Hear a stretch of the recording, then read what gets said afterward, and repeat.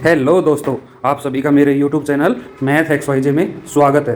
तो आज हम जीके की सीरीज में पढ़ने जा रहे हैं इतिहास में कुछ महान व्यक्तियों के महान कार्य। ये पार्ट 1 है। तो पहला है ब्रह्मा समाज। ब्रह्मा समाज के प्रवर्तक राजा राम मोहन राय जी थे। उन्होंने कोलकाता में 20 अगस्त 1828 को इसकी स्थापना की थी। इसमें क्या क्या सिद्धांत दिए थे उन्होंने? आत्मा अमर है, मूर्ति पूजा न करना, अहिंसा मार्ग पर चलना आदि सिद्धांत उन्होंने दिए थे। जो इनके सहयोगी थे वो देवेंद्र नाथ टैगोर जी थे।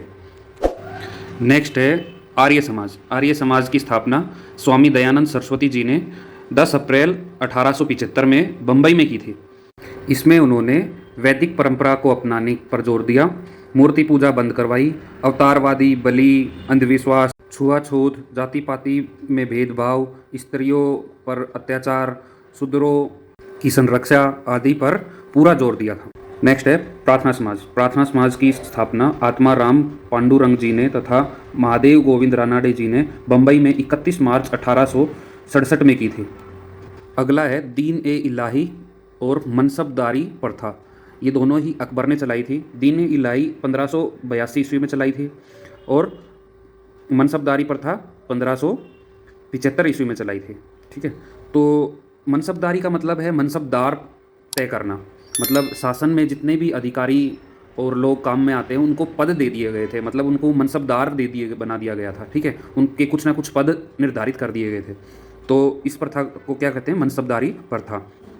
दूसरा है दीन ए इलाही। दीन ए इलाही में यह धर्म से जुड़ा हुआ है और इसमें सभी धर्मों को, हिंदू, सिख, मुस्लिम, जो सभी धर्म हैं उनको एक करने का काम चला था। ठीक है, और ये जो दीन ए इलाही है इसकी स्थापना की थी फतेहपुर सिकरी के बुलंद दरवाजे के अंदर। जो फतेहपुर सिकरी का बुलंद दरवाज़ा है, उत्तर प्रदेश में है फतेहपुर सिकरी, उसके बुलंद दरवाजे के अंदर दीन ए इलाही की स्थापना की गई थी 1582 में। ठीक है, तो दोस्तों अगला है भक्ति आंदोलन। भक्ति आंदोलन, वैसे तो भक्ति आंदोलन के जनक रामानुजाचार्य जी थे जो कि वैष्णव संत थे, मतलब विष्णु भगवान के पूजक थे। इसके अलावा रामानंद जी जो राम संत थे, कृष्ण जी के भक्त तुलसीदास जी थे, सिख समाज के जनक गुरु नानक जी थे। ठीक है ना, तो इस तरह से ये भक्ति काल में ये सभी संत आते हैं। भक्ति काल 700 ईस्वी से 1400 ईस्वी तक माना गया है। अगला है सिख धर्म। सिख धर्म तो आपको बता ही दिया, जैसे गुरु नानक, उनके संस्थापक कौन थे? गुरु नानक जी। ठीक है, तो अगला है बौद्ध धर्म। बौद्ध धर्म गौतम बुद्ध जी द्वारा 6वीं शताब्दी में परिवर्तन किया गया था। ठीक है दोस्तों, तो अगला है जैन धर्म।